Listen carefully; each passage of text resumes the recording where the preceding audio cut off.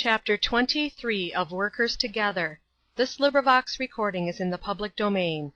Workers Together, or An Endless Chain, by Pansy. Chapter 23. Parleying. This resolve he carried into effect. He had that advantage over some: when he came to a downright decision, he was very apt to act on it. Sometimes the difficulty was to bring himself to a decision.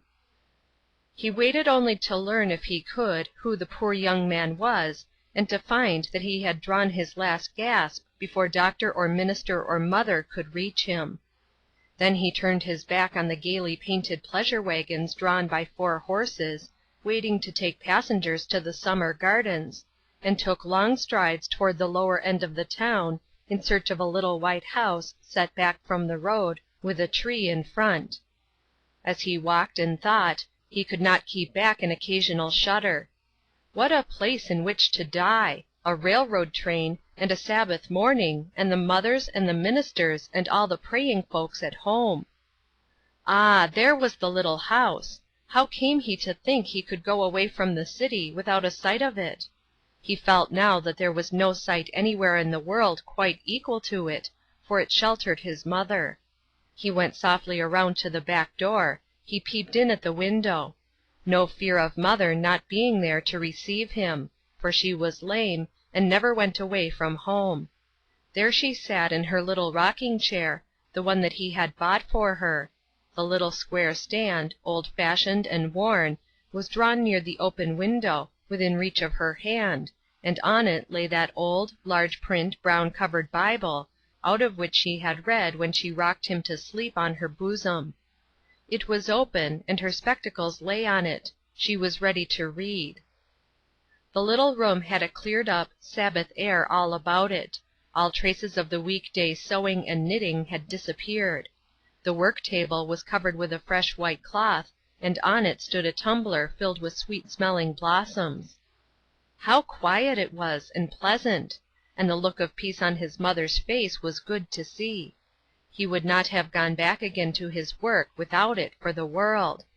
And that poor fellow down at the station could not see his mother's face, though she was bending over him, raining the tears down on it. He turned the knob softly and went in. He knew well that the joy of seeing him would be mingled with pain, but he must go in. He must hear his mother's voice. "Well, mother," he said. Then he saw her face gleam in eager, joyful greeting. "Oh, my dear boy!" she said, and he was beside her and felt her arms about his neck, and her kiss upon his cheek, and that young man lying down in the station would never feel his mother's kiss again. The day was very different from anything that he had planned. It surprised him to think that it should be so, but at first he had no inclination to leave his mother's side. Her face had shadowed when she heard how he came, and how he was going back, but she said nothing. She was a very wise mother, and had learned that there was a time to keep silence, that hardest lesson, perhaps, which anxious mothers have to learn. Still, he felt the shadow, the more, possibly, because it was wordless.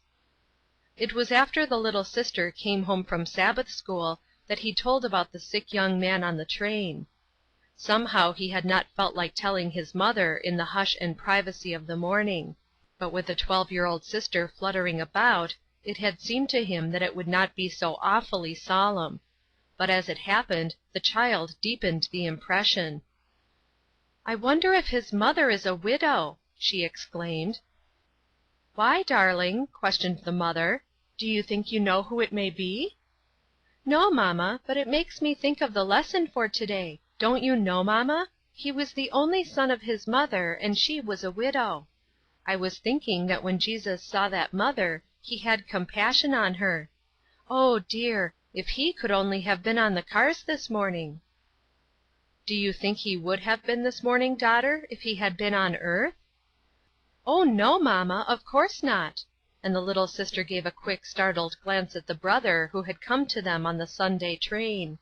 He felt that glance, and was thinking at that moment that another must be added to the list of people who were not to be found on Sunday trains. "Poor mother!" his mother said tenderly. My heart bleeds for her.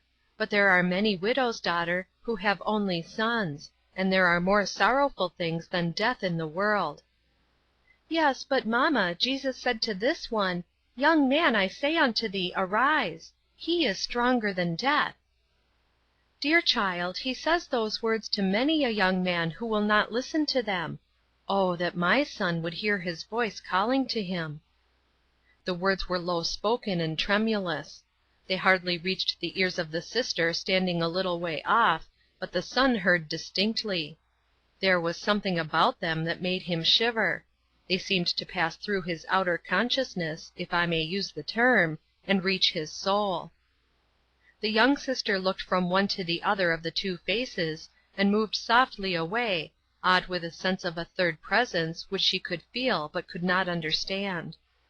Austin Barrows arose from his seat near his mother, shook himself impatiently as if he would shake off the clinging thoughts, and went out into the little porch where the roses waved and blossomed.